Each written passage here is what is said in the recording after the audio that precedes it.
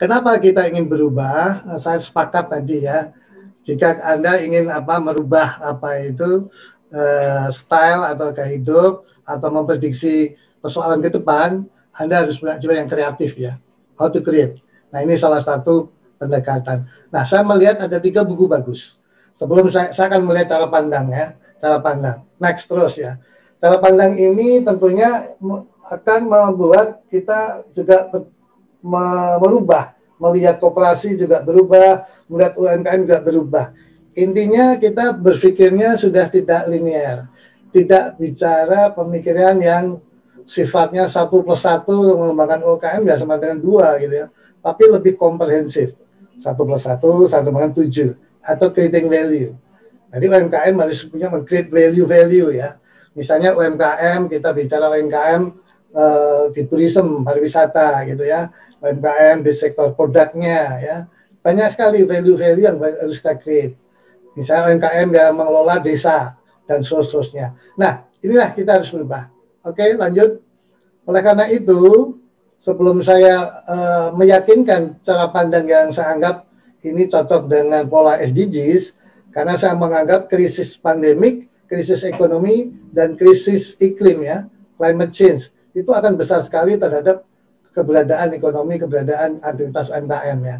Makanya ada 2 buku bagus yang menurut saya sangat inspiratif, bahwa cara melihat ekonomi UKM juga jangan melihat ekonomi secara ekstraktif gitu ya, tetapi lebih dekat dengan ekonomi yang sangat demokratik. Nah, kebetulan kita sama-sama dari satu value alumni ya, Gajah Mada, nilai-nilai kerakyatan, nilai-nilai kebhinneka tunggal ikaan, nilai-nilai Pancasila dan seterusnya. Kemudian buku yang kedua cukup menarik yang ditulis oleh Raghuram Rajan. Pembangunan selama ini sangat berat, titik pilahnya menekankan pada persoalan pasar ya, korporasi, persoalan pemerintah, terlalu banyak meninggalkan komunitas ya. How market and state leave the community behind. Yang tadi demokrasi ekonomi menggantikan ekonomi ekstraktif, yang satu tentang ekonomi yang berbasis pada community. UMKM adalah perwakilan community ya, padat karya yang berkelas tadi sesuai dengan tingkatan tenaga kerja, aset, modal dan seterusnya. Yang menarik lagi adalah pernyataan satu Presiden John F. Kennedy yang mengatakan bahwa pada saat kondisi ekonomi terpuruk, kita mengalami rebound, tentunya pengennya adalah semua harus terangkat ya. The rising tide, ketika gelombang mulai meningkat, rebound ekonomi membaik, semuanya harus diangkut, harus masuk lift all the boat ya. Istilahnya adalah begitu. Nah, UMKM ini adalah backbone ya. UMKM ini adalah agent of change. UMKM ini ikut meningkatkan supaya rebound.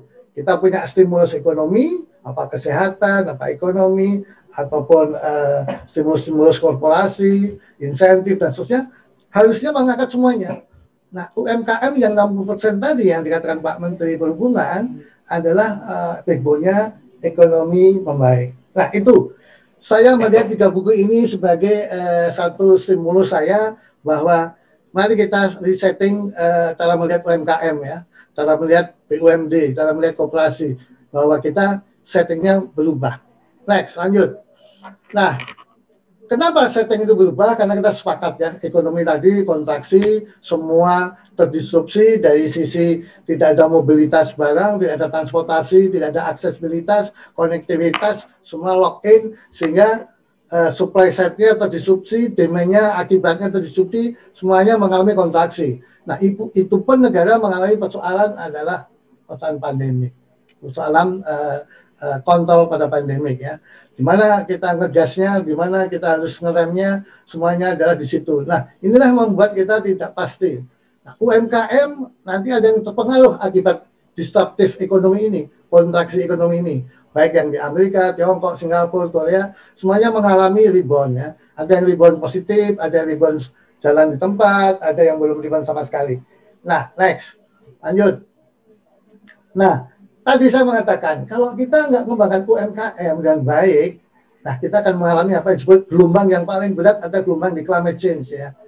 Makanya pengembangan UMKM harus inline atau punya turunan cascading dari kesepakatan Sustainability Development Growth ya, SDGs ya.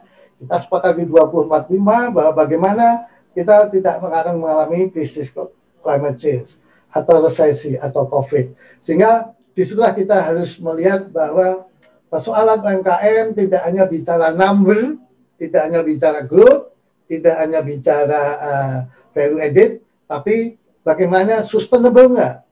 Ekonomi yang dibangun UMKM itu lebih ke demokratik atau yang ekstraktif. Nah, nanti kita lihat yang berikutnya. Next. Nah, ini cara melihat pemerintah mengendalikan ekonomi ya, termasuk di dalamnya UMKM. Di mana kurva pengendalian COVID dengan angka reproduksi COVID ini lebih kecil satu, artinya kita bisa kontrol ekonomi. Kurva yang lebih cekung kalau tembung milik COVID, yang cekung milik pertumbuhan ekonomi, semuanya akan mengikuti polanya ya. Nah, harapannya kan kemarin kita sepakat target Juni ini membaik, tapi kenyataan COVID tidak bisa dikontrol dengan baik. Kita punya angka-angka reproduksi COVID semakin ada di tempat-tempat yang bermacam-macam ya, dari Sumatera, kemudian Jawa Tengah dan seterusnya. Nah, inilah kita harus punya skenario berikutnya ya. Nah, dasar inilah bahwa kita sepakat ekonomi mengalami ketidakpastian. Pandemi COVID juga mengalami ketidakpastian dan kontrol ya, walaupun semakin baik lah. Nah, bagaimana sekarang kita melihat UMKM? Apakah kita tutup dengan cara pandang yang lama, linear gitu ya, atau cara pandang yang tradisional, yang masa lalu? Nah, tentunya tidak. Sepakat kita akan melakukan perubahan. Baik, lanjut. Nah, ekonomi yang ingin saya tawarkan di sini bahwa kita harus shifting paradigm ya.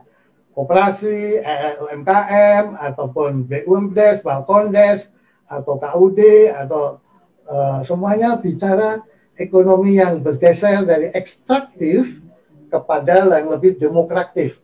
Demokratif ekonomi itu memberi peluang kesempatan orang lebih banyak, opportunity-nya lebih banyak, tidak hanya beberapa segelintir orang saja. Nah, UMKM pun akan memberikan demokratik ekonomi tadi, dengan sepakat membangun pilar-pilar yang ada di demokratik ekonomi. Misalnya pilarnya lebih mementingkan society, komunitas. UMKM berbasis komunitas lokal tadi. Tadi Pak Teten sudah ingin mengembangkan bagaimana kalau opera, bagaimana kalau perikanan, bagaimana kalau produk-produk lain ya, klaster-klaster tadi. Nah, komunitinya dibangun, investasi berbasis UMKM supaya ada tadi si UMKM itu bagian dari supply chain ya, pasok dari manufacturing, pasok dari industri, supaya industri tadi tidak ekstraktif, tapi melibatkan UMKM sehingga apa? Memberikan peluang partisipasi lebih banyak, ya kesempatannya. Itu pilar pertama. Demokratik ekonomi adalah membangun komunitas. Yang kedua juga membangun keberlanjutan, harus melibatkan UMKM perwakilan dari industri-industri manufacturing yang terlibat di daerah masing-masing, tapi melibatkan masyarakatnya. Masyarakat harus dilibatkan, tidak tereksklud tapi include. Makanya demokrasi ekonomi adalah UMKM bukti kalau sebagian dari supply chain melibatkan masyarakat lokal, berarti tidak ada yang dieksklud dalam kegiatan itu. Itu pilar yang kedua. Pilar demokrasi ketiga, supaya kita tidak ekstraktif, kita punya bahwa UMKM harus mementingkan kekayaan lokal konten ya, lokal resource gitu ya. Nah, bagaimana nanti UMKM terlibat di dalam supply chain tadi supaya yang besar sama yang kecil tadi sinergi, coupling, tidak terpisah, decoupling ya. Nah, ini harus dibangun. Makanya paradigma demokrasi ekonomi yang ketiga lebih inklusif itu lebih baik. Yang keempat labor, tenaga kerja lebih penting daripada modal. Nah, UMKM tentunya menjawab persoalan itu. Yang kelima adalah property right, pemilikan resource atau pengelolaan, membagi kewenangan, sehingga industri, manufacturing, investasi yang besar-besar harus bekerja sama dengan UMKM sebagai supply chain yang diinginkan Pak Teten tadi, supaya pengelolaan asetnya bersama-sama. Nah, ini mohon maaf Prof, 5 menit lagi waktunya. Next, lanjut. Nah, sekarang saya lanjut aja. Nah, UMKM yang terakhir ini adalah dampak dari adanya ekonomi ya, kontraksinya. Ada tadi katakan modalnya, tenaga kerjanya supaya ada layoff, laporan yang lain. Lalu kita lanjut dari pandangan saya kenapa menekankan paradigma supaya kita tidak melakukan kesalahan membangun ekonomi berulang-ulang itu ya. Settingnya itu adalah sustainability ya. Walaupun kita bicara 5 pilar, 7 pilar demokrasi, 17 goal dari SDG, tapi itulah yang harus kita pakai. Oleh karena itu kita pun bisa melakukan ekspor UMKM, tapi nilai tambah manfaatnya itu dinikmati lebih banyak ya. Tidak mendapat bagian dari vertikal integrasi UMKM, bagian dari supply chain, tapi dimiliki satu produk perusahaan misalnya ya, perusahaan besar. Sehingga apa? Tidak sustain kepada kesempatan kerja, keterlibatan. Oke, lanjut. Nah, setelah itu saya akan memilih bagaimana UMKM yang bisa menjawab persoalan global ya. Tadi kita kalau ekspor kita mengirim barang keluar ya. Tapi yang lebih cerdas lagi bagaimana kita menarik foreign direct investment atau menginvest, memberikan venture capital yang tadi Pak Titan katakan ya. Banyak sekali contoh-contoh anak-anak muda kita di UKM yang bisa melakukan ekspor oriented, tapi tidak mengekspor barang, mengekspor knowledge. Sekarang kan work from home, work from everywhere, work from Bali. Anak-anak muda ini dibeli oleh manufacturing dari luar global. Di mana pola-pola ini sudah berubah, setting paradigmanya juga harus berubah, dan itulah yang harus kita lanjutkan. Misalnya dengan konsep digital marketing ada web design, update development, marketplace, semuanya mengandung digital percepatan informasi ya. Oke, next. Lanjut. Nah, ini pola-pola yang kita kembangkan di mana harus digitalisasi dari aspek marketing, tapi saya yakin bahwa di saat pandemi produk-produk yang menarik adalah produk-produk yang terkait dengan manufacturing kesehatan, food retail gitu ya. Lalu produk-produk yang nah dari produk-produk yang tadi subsektornya kayak apa, diturunkan lagi ke komoditi kayak apa, lalu kita fasilitasi dengan digital solusi buat marketplace ya. Nah, proses marketplace adalah dengan cara lanjut. Nah, ini salah satu strategi bagaimana taktik-taktik kita menjual produk ya. Bagaimana kita melihat di dalam marketplace itu kan selalu ada demand ya. Kita pahami global informasi. Bagaimana pahami seorang pembeli produk UMKM dari luar negeri. Tadi Pak Eten menggunakan kedutaan besar, kementerian-kementerian yang lain, dengan lagi apalagi diaspora, itu juga salah satu membantu memahami dari global informasi, demand profiling. Tapi dari sisi supply itu juga harus diinformasikan. Bagaimana menemukan informasi dari demand dan supply secara global, dikelola secara lokal, semuanya harus dikelola secara cerdas melalui aplikasi web. Nah, ini tidak didapat oleh UMKM. Kita butuh middle level. Saya yakin Bu Amalia nanti punya strategi bagaimana menciptakan mahasiswa-mahasiswa yang sudah lulus untuk menjadi mediasi dari global profile demand global kepada supply yang lokal, mempertemukan, masukkan dalam komunitas, dalam web, dari si demand, pengetahuannya apa saja, cara pembiayaannya kayak apa, sistem pengiriman barangnya kayak apa gitu ya, dan seterusnya. Itu segala informasi dimasukkan app. Nah, saya pengen sekali UGM dengan kelanjutan inkubatornya akan terus mempertajam pola-pola ini. Next, lanjut. Marketplace, ini Shopee dan lain-lain, kita kerjasama yang kecil, kerjasama di sini untuk global tadi, supaya akses informasi semakin tidak kompleks dengan cepat. Market global bisa dikelola secara market app, aplikasi, marketplace, kemudian kita bisa menggunakan pola-pola yang besar ini sebagai salah satu cara. Lanjut. Nah, ini saya beri contoh ya. Ini ada salah satu UMKM yang bicara di sisi animator gitu ya. Seorang animator lulusan UGM ya. Dia bikin satu kerjasama membuat grup game. Gamenya namanya Coral Island ya. Nah, pada saat dikerjakan bersama-sama teman-temannya, kemudian buat perusahaan, ada satu investor membantu, mereka mengerjakan Coral Island dalam bentuk game. Apa selanjutnya? Ada dipasarkan secara global. Tadi Pak Titan mengatakan, venture capitalnya menarik. Dalam 1 bulan aja bisa mengelola dana 23 miliar. Ini kuncinya. Kenapa? Kita nggak menjual produknya dulu, kita baru bicara game ya. Tapi kita tawarkan di dalam game itu siapa yang ingin venture capital, dimasukkan dalam tokoh, dimasukkan berapa sumbangannya. Semua pasar global dari Eropa, dari Amerika melakukan investasi ya, funding. Nah, ini cara-cara UMKM yang cukup dikerjakan di rumah dan pola-pola yang baru.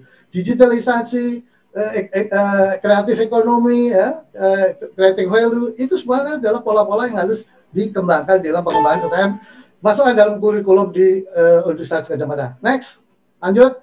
Nah ini nanti kalau ada yang bertanya akan saya kasih hadiah buku saya. Tapi intinya begini, Pak Moderator, apa yang disampaikan oleh Kementerian Lembaga tadi Pak Menteri Koperasi sudah mari kerjasama dengan UGM gitu ya. Ini sisi kepemerintahan. Pak Budi Karya juga mari membantu membedakan misalnya UMKM atau startup berbasis transportasi ya, yang mengelola. Kita punya Genus, itu kita sudah melakukan percepatan, itu asal kerjasama UMKM. Kita bantu kementerian lembaga memasarkan gitu ya. Lalu kita bantu mencarikan corporate ya, di mana UMKM kelas universitas mungkin butuh modal, butuh kecepatan. Bagaimana engagement dan supply chain, apanya, plastiknya, cairannya, dan seterusnya. Itu juga bagian dari supply chain yang harus kita bangun. UGM sudah memulai dengan Genus ya. Tadi contoh tadi anak muda tadi sudah memulai dengan animasi ya, sehingga dia ratingnya dia makin tinggi dan akan diutilize oleh perusahaan game yang terbesar di Amerika ya. Nah itu salah satu proses. Nah intinya Triple Helix, UGM punya inkubator, pemerintah punya apa, kita fokus, korporasi punya apa, kita fokus gitu ya. Kurikulumnya, kemudian juga ekosistem yang terkait dalam UGM tadi di link dengan fokus. Saya teringat pada saat dekan ekonomi saya kunjungi di University of Berkeley, di sana yang namanya ada SCADEC, gedung kawasan dari muka, anak-anak muda yang berkreasi kompetisi tentara startup, masih kelas UMKM. Dalam kompetisi itu dipilih 5, dalam 5 itu difasilitasi marketnya, kapitalnya, produksinya, asalnya di tracking itu diajari terus, kemudian di pitching. Ada yang membeli, ada yang membeli, ada yang membina. Nah itu bisa kita lakukan. Ya. UGM bisa melakukan itu. Nah, kurikulum di sana ada Silicon Valley, ada profesor-profesor dari Berkeley, ada juga para calon UMKM yang tadi kelas UMKM yang bertingkat. Sehingga di dalam SkyDeck tadi, dalam inkubator Power tadi, terjadilah pitching yang sudah merupakan proses yang terus-menerus. Sehingga apa? Market menjawab produk-produk UMKM yang go export. Ada trustworthiness, ada digital solusi. 3 itulah ada success story membangun UMKM. Terima kasih.